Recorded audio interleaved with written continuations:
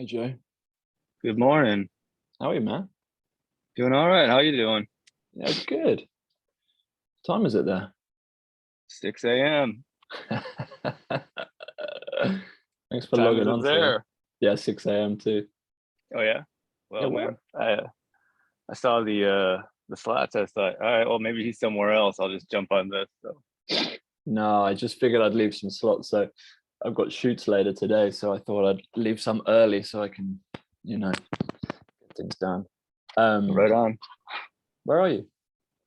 Des Moines, Iowa. Ah, nice.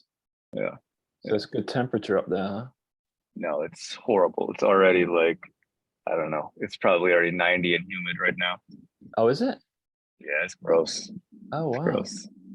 Same as I'm in Houston, same as here. Okay. Yeah, Yeah, yeah. It feels very much like Houston right now. is it? So Oh, I'm sorry, man. it's all right. We all know All what we right, got into. I was in Louisiana last week. It was exactly like this. So Oh man, Louisiana's rough this time of year too. yeah, yeah, yeah. So we came back over the weekend, had a nice couple days of reprieve where it was, moderate, and then it just came in like an oven, I think 2 days ago. So Did it? Oh man. yeah, yeah. Okay. Well, cool. Thanks for jumping on with me this morning. You took me by surprise yesterday. I've been kind of in a state of flux, and I was talking to my wife, and she's like, you should talk to some photographers who aren't in Des Moines. I was like, I think I have somebody that I just saw an email about that might work. So, Ah. So you have a group of people you chat to in Des Moines? yeah, I mean, it's Des Moines a big little small town, right? So, like, I know a lot of the photographers in town and things like that, and we're I'm friends with some, acquaintances with others, but a lot of it is kind of like competitive, right? Yeah, So yeah, yeah. like everybody's trying to go after the same stuff. So even when I talk to people about, ideas and projects and career stuff, it's kind of like cool, but they keep very kind of guarded about their own stuff because Yeah. the client market in town here, unless you're doing like, weddings and that sort of thing is like it's very there's not a lot of clients in town that are giving out work, so nobody wants to kind of give trade secrets and things like that. So Right. What's everyone else shooting? What are you shooting? I focus a lot more on storytelling, um kind of editorial style things like that. Meredith is here. It's a big publishing company. um so they do like home and garden and beauty and things like that. Not beauty, like interior beauty and food and stuff, but like not fashion or anything. I spent 3 years in Ohio working at Lane Bryant as their photography art director. So I was shooting some and then art directing shoots for them also. That was a few years ago. And then I came back and was creative director of this. It was basically a business journal. Yeah. And so I was shooting a lot for them and kind of getting in with the business community and things like that. So yeah, I don't know. I guess now I travel for I go to like small towns and tell stories from people who are there and things like that. So, Okay. so Nice. Well, I had a look yeah, at your work. You've got beautiful stuff on there. thank you. Also multi-talented. Your um work on people is as strong as your architectural work and your food. So Thank you. yeah, it's rare. I mean, I guess that's kind of where I struggle is like I don't know where to focus, right? So obviously you can kind of tell that by going to the front page of my website. It's just kind of like a Yeah, vomit of photos, and it's just like yeah, okay. um and it's I when I look at it I see like okay, well there's a story here, there's a story there, there's a story there, but like I'm sure other people go to it like what am I even supposed to focus on right now? So yeah, yeah. Um, You professional? This is your full income? It depends on the year or time of year and things like that. Right now, I'm also the creative director of a 3D printed house company. Wow. So yeah, so uh, we've 3D printed 2 homes, both in Virginia, and we'll be doing some more in Roanoke and Newport News, hopefully by the end of this year. So, but Okay. like um, I my basic role is to tell the story of when they're working and printing and doing stuff like that, which we're not printing right now. So I've got a lot of extra time, and it's kind of like a weird, the startup world is weird to begin with, and then this is such a new industry that funding is kind of like comes and goes in waves. So Yeah, yeah, I keep myself busy with photography also when it's kind of like I don't really have anything to do with the construction side of stuff. So. yeah. In an ideal world, what do you want to be photographing? That's a good question. I think I want to be, you know, telling, I want to be telling stories, I guess. Oh, right. So, whether that's documentary style, I went to school for journalism, and so I kind of split my time between the journalism school and the College of Design where I started. So I would kind of just have the professors write me into classes that were specifically for design students, even though I wasn't in the college anymore. So I guess creative storytelling, just finding unique ways to tell stories that are interesting to people, which is like Okay. so like mundane and weird and like so just like such a terrible description, which is why like I woke up at 6 a.m. to like have this conversation. It's just it's like I have such a hard time drilling down and defining that answer. No, I don't think it's a mundane answer at all. I think that's what I like doing, telling the stories of, well, telling the stories of strange people or weird groups. Or for me, Mhm. part of it is like the exploration as well, is the going and living with, well, not really living, but staying with groups of people for a month or so, and Mhm. or a couple of weeks or whatever, a day, it doesn't matter really. But yeah, looking at the world through somebody else's eyes, that's what's interesting to me. Yeah, um absolutely. Also going on an adventure, isn't it? I mean, yeah, it's great. I love being able to jump on a plane and go somewhere and tell somebody a story. I also love finding stories that are kind of right here in my own backyard, Yeah, literally or figuratively, I spent um, a portion of last fall kind of telling the story of this little skateboarding group of kids oh yeah, that because Des Moines now has, for some reason, we now have the country's largest skateboard park oh wow, that was just sweet. finished like last summer. Yeah. So like Mountain Dew, the Dew Tour, which is like the big national Oh skateboarding yeah, tour, has now been here twice. They just finished this past weekend. And but wow, like this skateboard park spurred this group of kids to want to learn how to skateboard. And through the local skate shop here, they like now are just these super rad little kids that just skate yeah. all over and just are incredible. So I told that story for, the local Des Moines magazine, and it was cool. I held a Yeah, little, unveiling for them. I at the skate shop brought pizza and they hung out, and I had magazines for them, and it was cool. It was cool. So yeah, that's a nice story. yeah. So it was fun. So it's like things like that that really like get me going. But it's finding those stories. I spend a lot of time, you know, working with the editors over at that magazine, but it doesn't pay anything. That's just for like fun, right? It's like a Yeah, couple $100 here or there. yeah, yeah, that's the difficulty with the documentary stuff, is that finding avenues to for payment, or decent payment, is harder. Yeah. Yeah. Do you shoot video? Rarely. Okay, Like, that's fine. I mean, I will if I have to, but I that's definitely not something that I would promote myself doing. Right.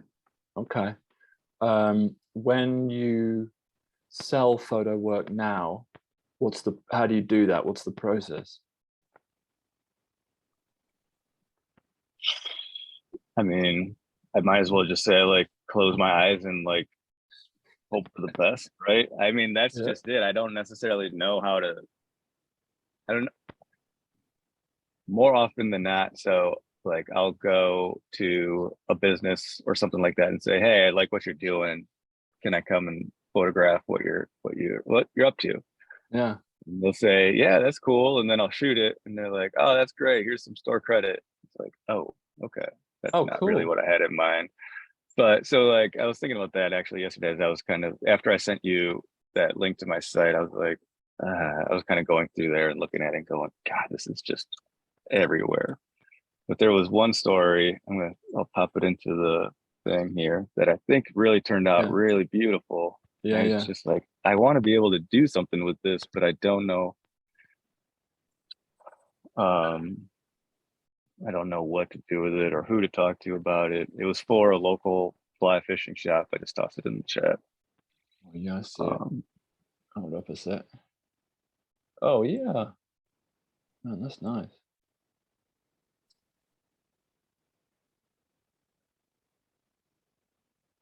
so it's just, following these guys over the course of a weekend up in northeastern Iowa, which is like really well known for its trout streams. Yeah.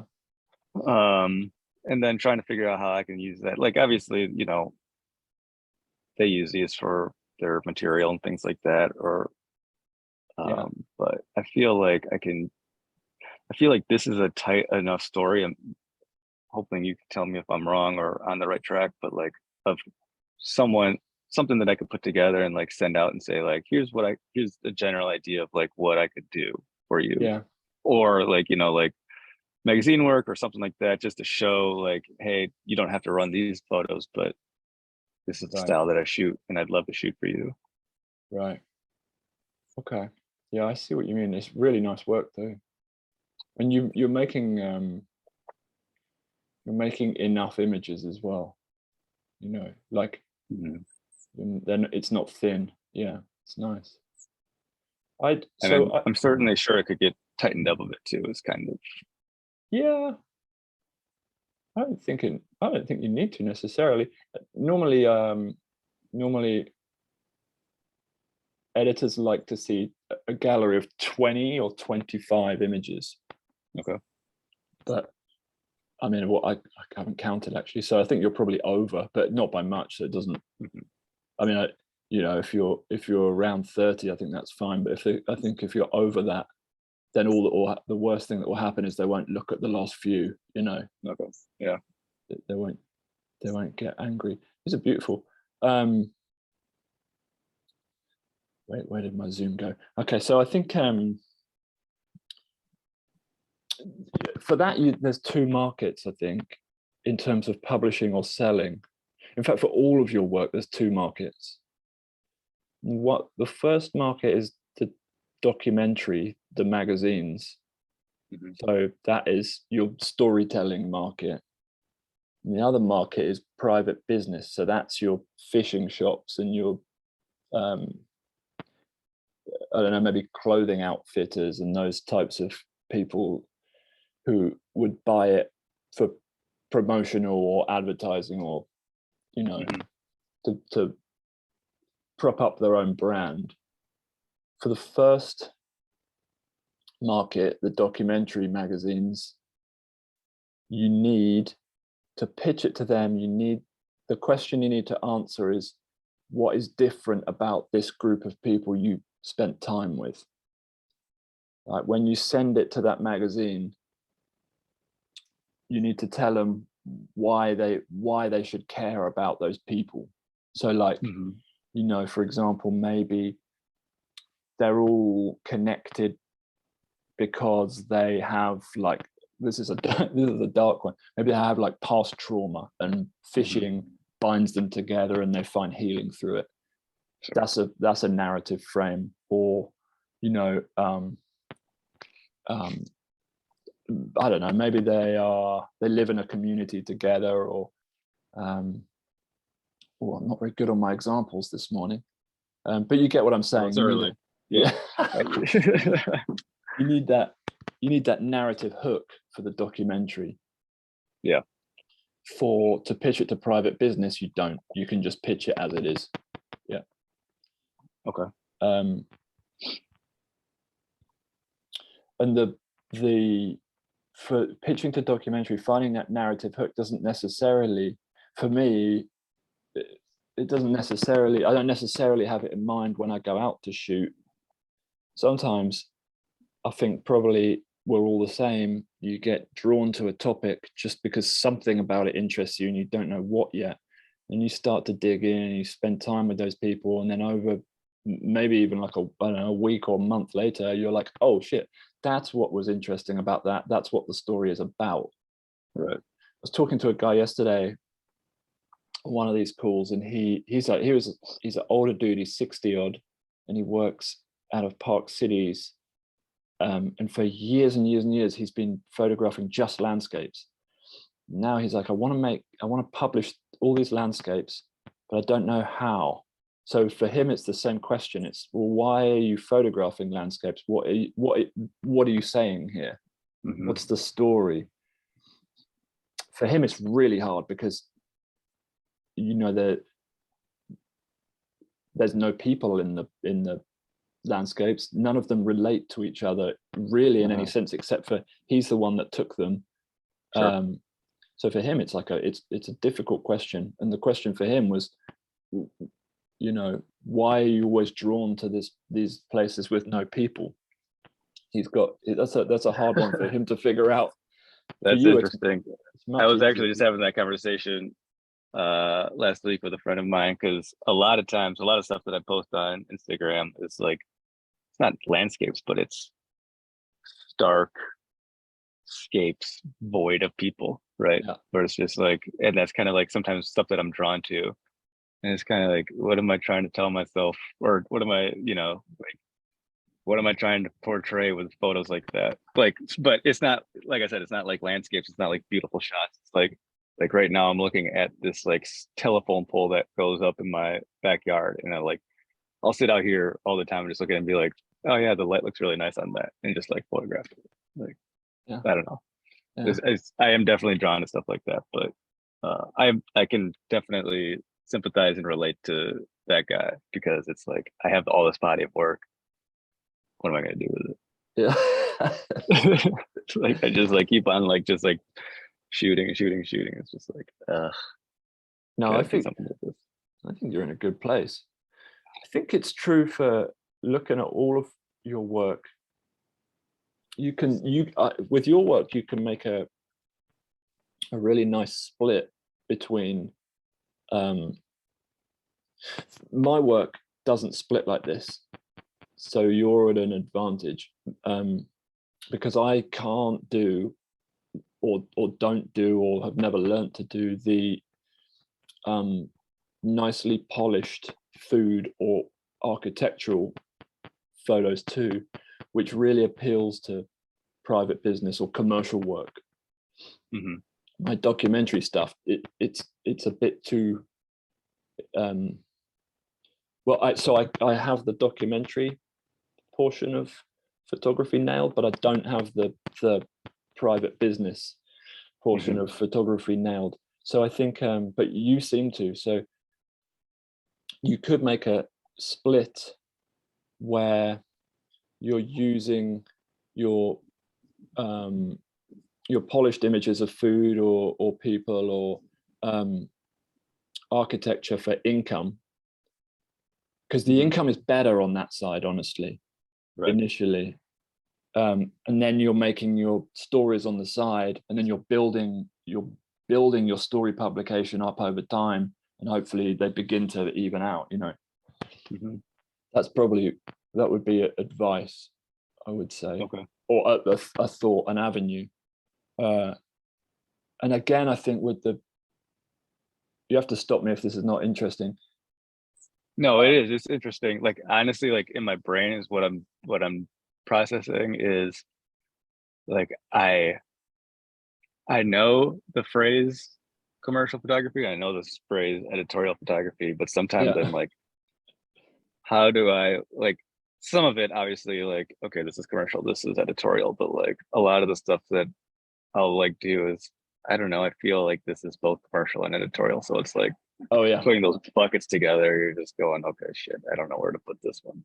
yeah, But it would definitely help clean up the entry point to my portfolio. I mean, I was talking to a friend of mine who actually, no, she's in Dallas. She runs creative for Sally Beauty Supply in Dallas. And ah, she was like, you need to put a book together. And I was like, cool. And she's like been a really close friend of mine for several years. I was like, all right, yeah, I hear you. What should I put in my book? And she's like, yeah. Joe, I can't do it all for you. I was like, okay, I know you can't, but I would really appreciate it if you did. You could put a book together. You got enough work on there. Yeah, she's kind of pushing me towards looking for representation, which again, I'm like, I have no idea how to even begin that process. You can. Or, you know, like Good. I get really, you know, I didn't grow up in Des Moines, but I've been here most of my life now, and my wife's from here, and so like, you know, we flirt around with the idea of moving, but you know, the cost of living here is just ridiculously low considering, you know, how Yeah. big of a town relatively it is. But you know, but the idea of looking for representation, being a photographer from Des Moines is kind of daunting because Yeah. I get a complex about it being like, I'm a photographer from Iowa. So even I like kind of play that off and just kind of like say that I'm from the Midwest or something like that. So which in my mind helps me kind of broaden myself a little bit, but I'm Yeah. sure it doesn't. So I don't think so. But I understand it's a weird thing. You wouldn't even need to say your location necessarily, especially if you travel a lot. yeah. Um, but I would that so if you oh, this is the next question I need to ask. When you find a story, maybe have it in your head as a work split. Have like work for private business, which is I don't know. That's up to you. But work for private business and then work for journalistic magazines rather than Okay. like editorial commercial because they are quite similar. Mhm. But you can differentiate if you mentally, I think, because and the only reason I'm hammering this nail is because the work for private business doesn't need a story and a narrative, but the work Mhm. for documentary, it absolutely does. That makes sense. Yeah. Yeah, it can't exist without that story. Mhm. So when you make a story, how do you pitch it to a magazine or a outlet? I don't. That's the problem. Like I'll make the story and then I'll get in my head that all I've basically done is created snapshots. And Right. then I'll like try and come up with that narrative. And that's kind of where I hit the roadblock. And I'll just kind of like leave it like similarly with these fishing photos. It's like, okay, I could well, so I guess another fishing example, and for some reason I like went down this weird fishing rabbit hole, but It's okay. same guy, different location. I had taken it was last summer when I kind of took the jump into photography full time on my own for a little bit. I also had read a book about fly fishing, and so like um, this is as close. Oh, I'm gonna pop it in here. This is as close that I've gotten to like a narrative along with the story, and Oh it yeah. was basically just um, talking about the trip and then interweaving um, quotes from the book that kind of went along with the images that I was seeing from the shoot. Oh nice. Yeah, I mean that's beautiful. And you know, like Kevin, the guy in the photos, which I thought was these ones are just him kind of Yeah. out in the vastness of Wyoming, just kind of spying around looking for fishing spots, which was really cool. Like this the trip for me ended when, I don't know, 4 guys that he was going to be leading on a fishing trip for the rest of the week showed up. But for the first few days, it was just Kevin and I in his car, just driving around, like literally pulling over on the side of the road and fishing these little streams that he would find. Oh, that's beautiful, man. Yeah. So then I sent it to David Coggins, the author, who's like, seems like a really great guy. And he's like, "Oh, this is cool. Thanks for sending." And it was like, well, I don't know what I was expecting, but I sent it and I was like, okay, like, yeah, I got a little pat on the head and that's it. Yeah. It's really nice work though. But so something like this, I mean, obviously fishing magazines are interested. I'm still looking. Oh, okay. I get sidetracked. I need to stop looking. Really, I mean, after you've made that story and you've got obviously you've got your photos.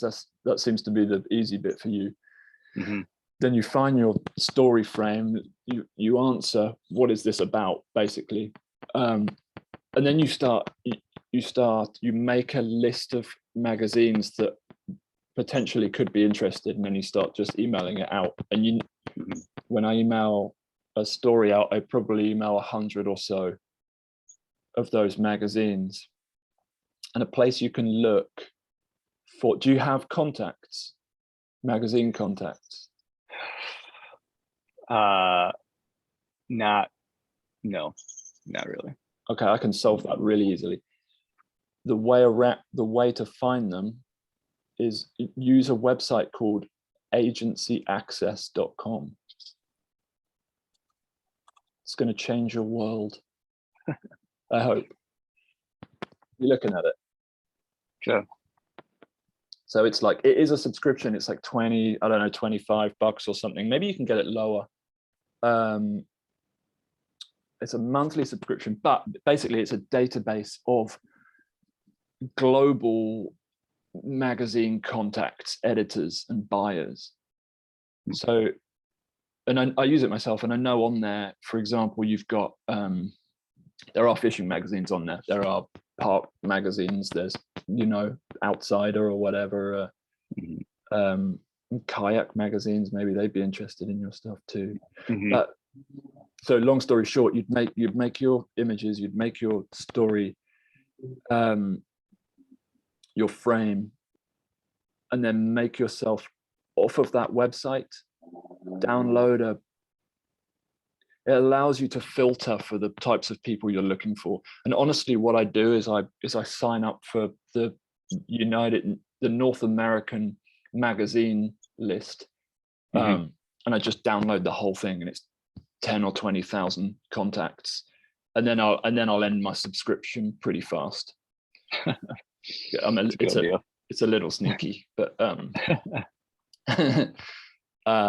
and then off that Excel sheet, I'll just start emailing out maybe 100 or so, and then it's a numbers game, and then I'll sell to 2 or 3.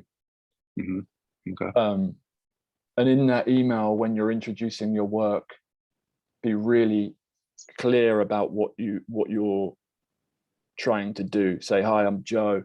I shot this story about this angler who was searching for the perfect spot, but perhaps he couldn't find it because water levels have dropped, or perhaps he whatever the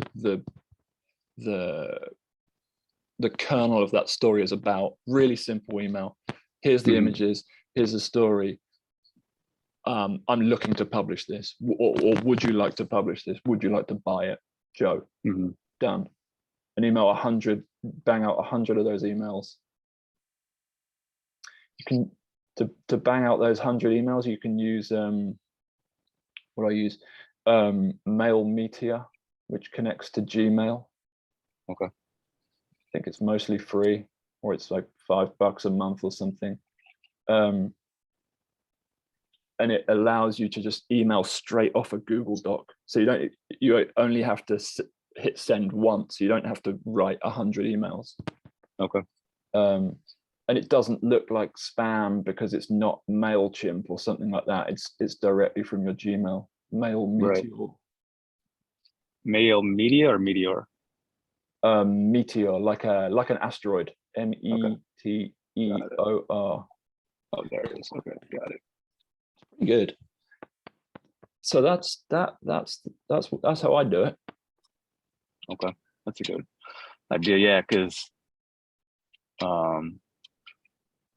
like I've got most of my contacts are in like the fashion retail world, I guess, because that's where I spent my time in Lane Bryant, and then people kind of just leave from there and feather off and stuff like that. Right. Yeah, they Um, contacts change around now. yeah. But yeah, I think this is a great idea.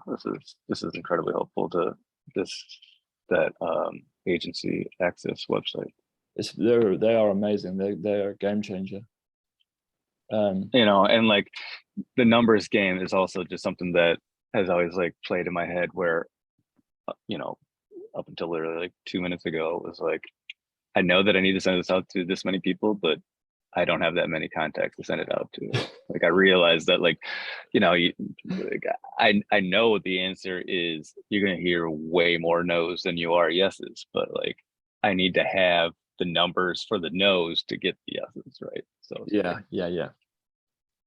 It's only a numbers game if you have the numbers. Yeah. right. And Yeah. I'm in the same. I mean, I think we're all in the same boat, because the same as your existing contacts, my contacts in the magazine space or the video space, they move around so much. They'll work as an editor at something for a year or two, and then I'll email their email address and it's dead, and I see that they've Yep. moved to somewhere else. So it's hard to keep track of without a database, someone else who's specifically working on that database. And also, once you look down that list of contacts on there, you'll start to see magazines, or well, for me, I see magazines that I had never, really niche magazines I'd never expected to see, and then I realized, oh shit, I've got a project from before that is about underwater basket weaving, for example. You know what I mean? Yeah. The cliche. Mhm. That I could send to them later on. So there's opportunities on there. And then if you've sent your angler story out, or your the kids who are learning to skateboard, if you've sent that out and to 100 people, for example, and 5 people write back and want to publish, then you don't just say yes to one, you say yes to all of them.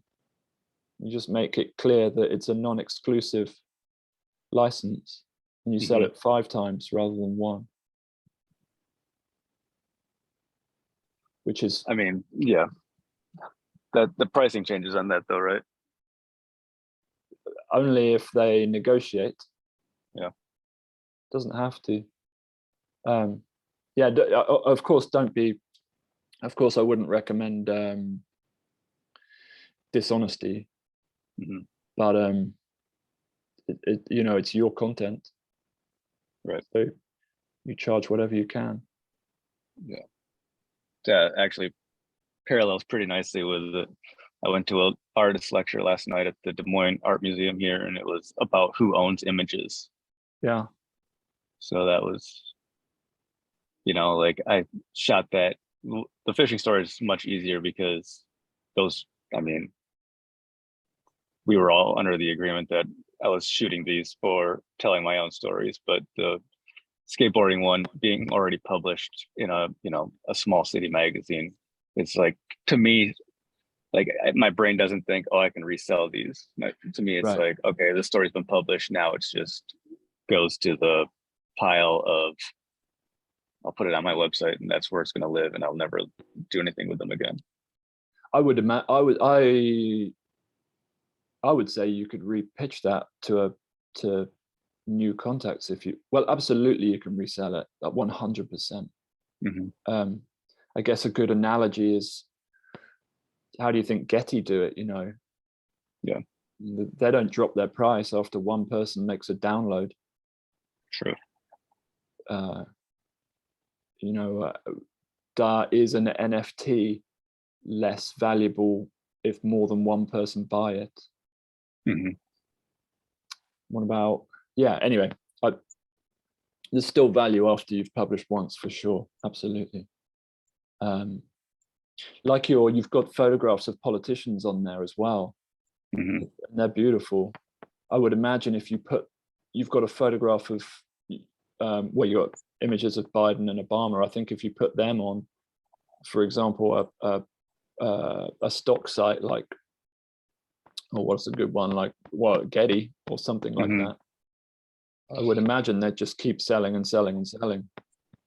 Yeah, the Obama ones were I made not the mistake, it was good, but I made those Creative Commons, and like in 2008 they just went everywhere, which was cool. Yeah. Like I would wake up and like a Google alert would be like, you're on whatever.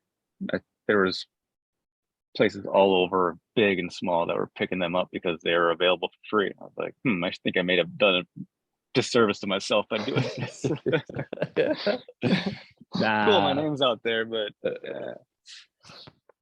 Well, maybe you also did Obama a service there, you know. well, I'll take that. All right, I'll hang my hat on that. Yeah, I'm sure he You're was welcome, grateful. Obama. Yeah. Yeah, man. I also think that you can use the same methodology for um, photography for private business.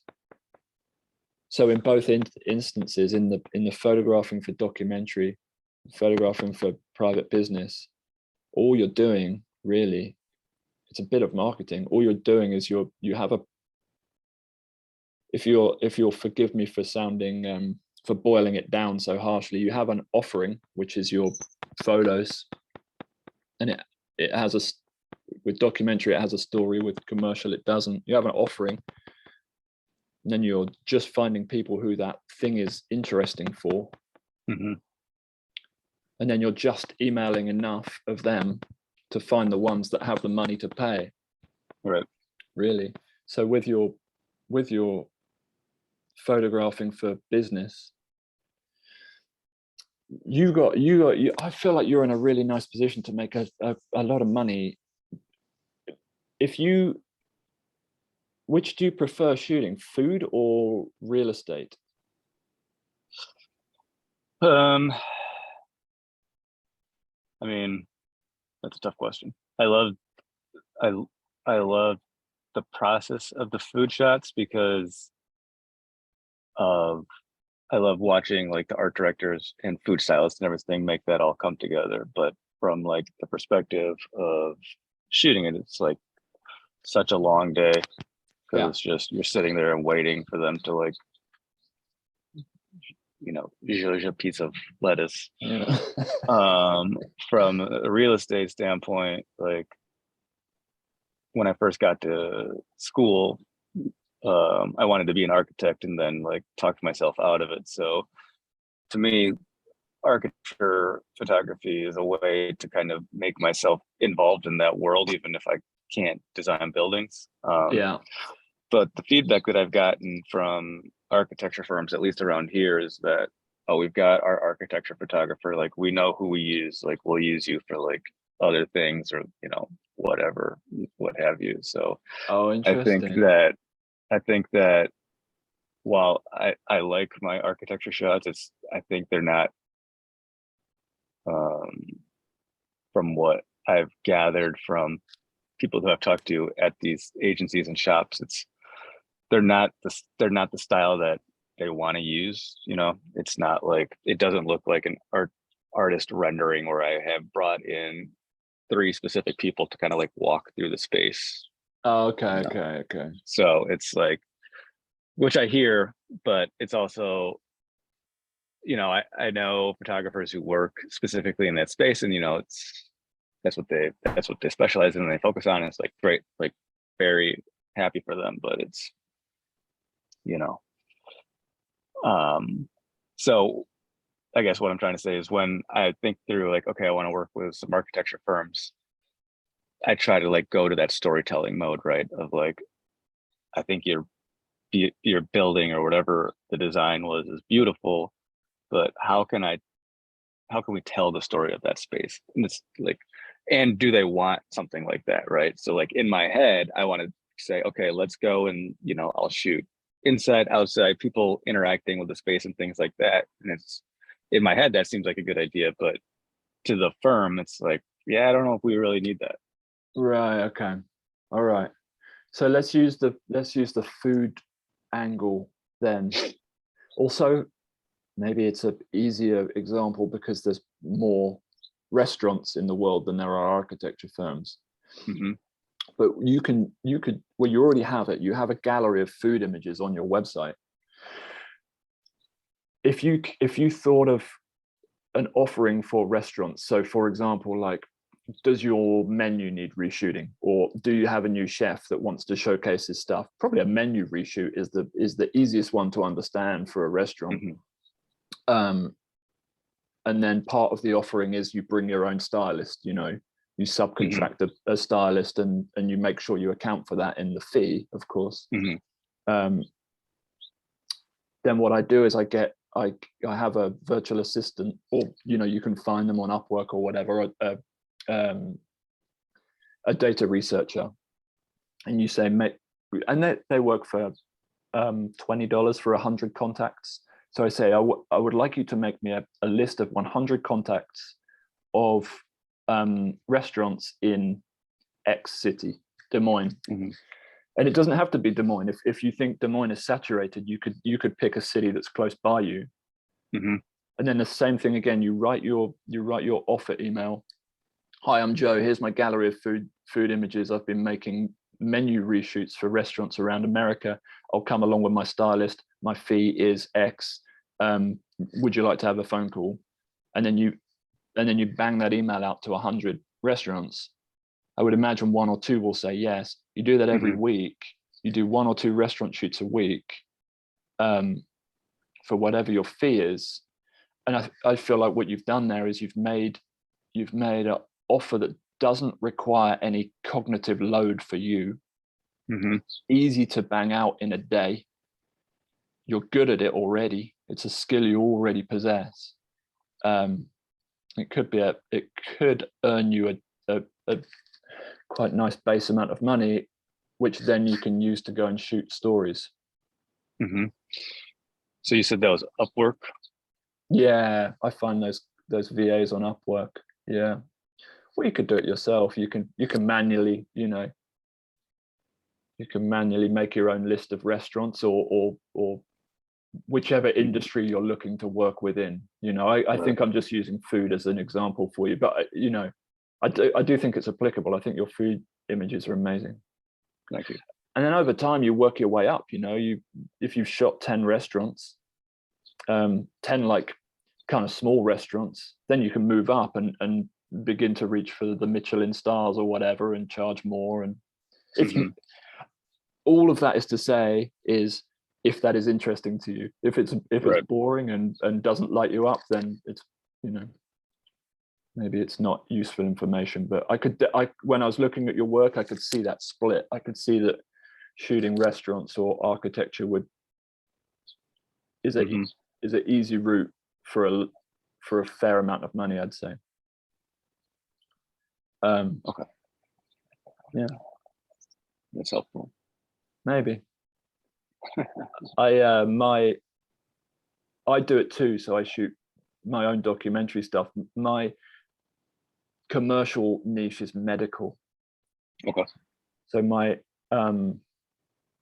documentary overlaps. That's the industry I found where there's the largest overlap with my documentary. And this is the same. There's, I'm in Houston, so there's a lot of medical stuff happening here. And there's money in medicine too. Yeah. Yeah.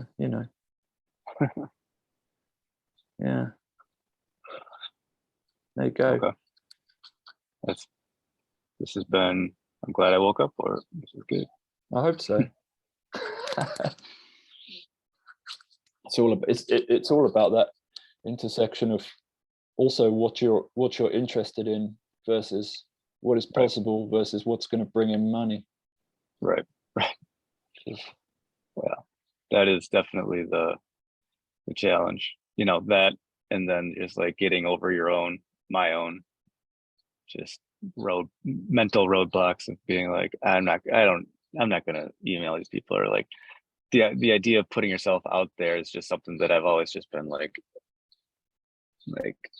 so like the brakes are always just so turned on. I just like Oh, don't really? let myself. I just like don't let myself do it, and I don't know why, but It's interesting. I think if you what is it, like a fear of failure or a fear of probably it's yeah. interesting. Yeah, it absolutely is, and it's funny. Like, my wife and I are having this conversation. Like, maybe I do need to start seeing a therapist. Like, what's going on in your head? So My maybe this is all like coming together. Like, I'm gonna open myself up to the world and see where it goes. So yeah, or I think we all have I certainly have a fear of failure, but perhaps the way to deal with that is to lean into it and fail more. yeah, And what right. that just means sending out more emails. Yeah. Because the more emails you send, the more people won't want your work. But also in that bracket, there are some people who will. So you'll do both. You'll fail more and you'll conquer that, perhaps. Mm-hmm. You'll also maybe sell some more. Yeah. Okay. How's your mind? Am I talking too much? Do you have any questions? No, this is good. This is good. No, I like I said, I needed this. This came like right at the right kind of juncture and where I'm at with everything. So this is good. And like even those few websites that you're like, hey, check this out, that I had never heard of. I was like, oh shit, okay. That's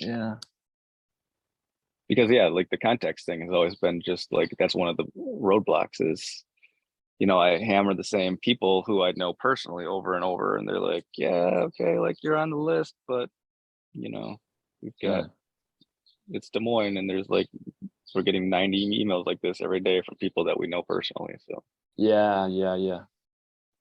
It's just having that. It's reaching out to somebody who isn't saturated with something that has a specific interest to them, isn't it? Yeah.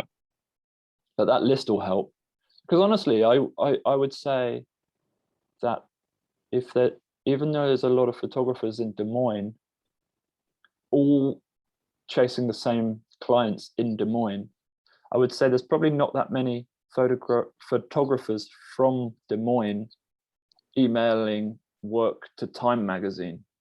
Okay. So you might, with that list, you might differentiate yourself.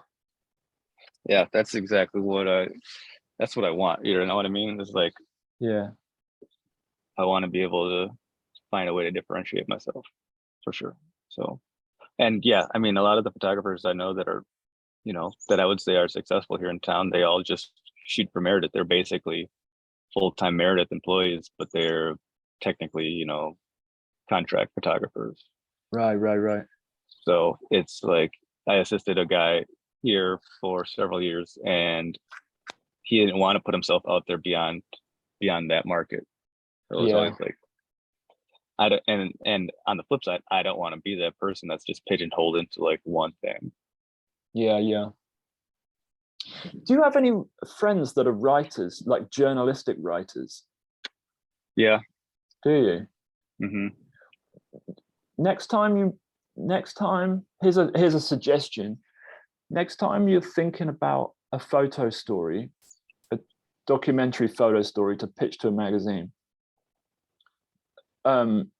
maybe, or any of the ones that you've already shot that you want to pitch to a magazine, the fly fishing story, for example. Wait, is it fly fishing?